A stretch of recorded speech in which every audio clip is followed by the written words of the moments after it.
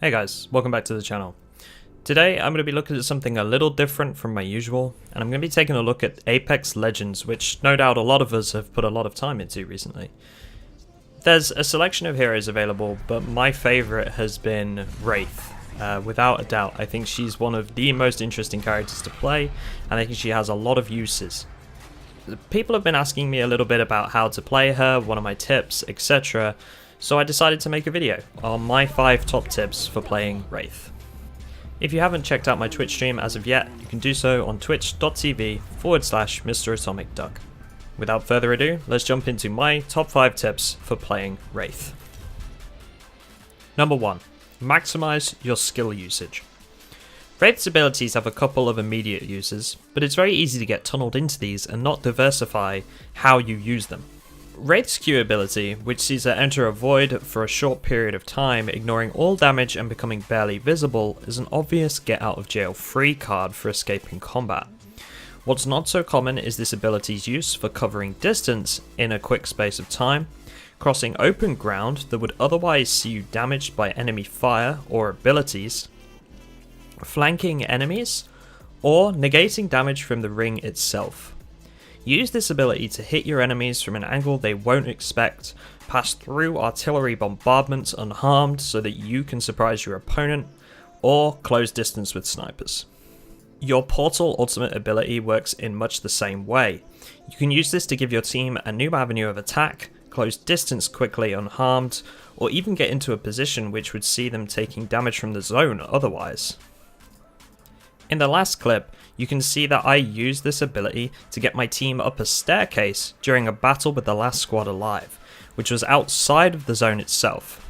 This takes the enemy team off guard and plays a role in taking the much needed win. I'm going to let the clip speak for itself on this one, and I'm going to let it play out with the sound so that you can see exactly what role this played in the fight. Enjoy. There's stairs around here, I think. Oh yeah, it's just outside the zone. Shit. Hang on. I wonder if I can... This is the play. Wraith.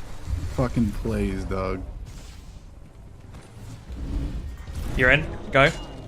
Alright, we're coming. Woo. Careful, they saw me. Careful!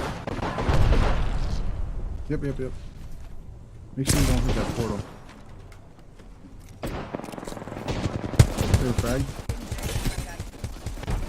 Tagged one up. I gotta heal. He hit me bad. Let our buddy get in there. Eyes are open though. Ooh! Nice! We should push. Yeah, get on top of here. Get on top of here. Oh! He's done 2! Oh shit. Shields are down. He's dead. He's so... Oh, I fell off. It's all on you. Reloading. What the fuck? Ring's not far.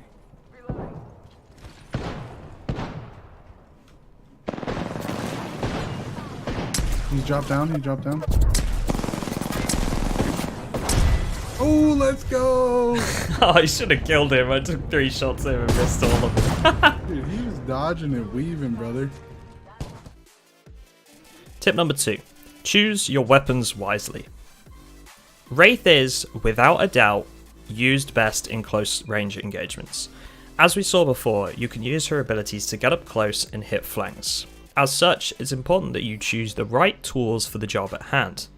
Having a sniper and playing as the backline probably means that you aren't being as useful as you could be for your team. Choices like the R99, Wingman, Peacekeeper, G7 Scout and Spitfire make for great options to offer you both close range and some medium range potential on those long flanks. My favourites have been the G7 Scout, which it's hard enough to do serious damage when opening an engagement, and the Peacekeeper, which can shred a shield inside of a single shot with the choke attachment equipped. It can then finish off an opponent similarly in 1 to 2 rounds. Ultimately, it's your choice. Just remember that using a Krabber might not be the best option when a teammate could take it, allowing you to flank in close and sow some chaos. This leads nicely into tip 3. Tip 3. Remember your role. You are not a sniper. Wraith serves as a close range, offensive flanking class. You can serve to get your team in close to the target without being seen, hitting the enemy from a completely different angle during an engagement, or opening up a fight by getting in close and causing mayhem with the R99, Peacekeeper, or any other weapon that you choose to take with you. You can then jump out and allow your team to clean up the enemy when they're a man down or have no shields. The point is, don't be afraid to get in there first and cause some carnage. Likewise, don't hesitate to offer your team an escape route. You're the playmaker and your team will rely on you in those high pressure situations. Tip 4. Hear the Void.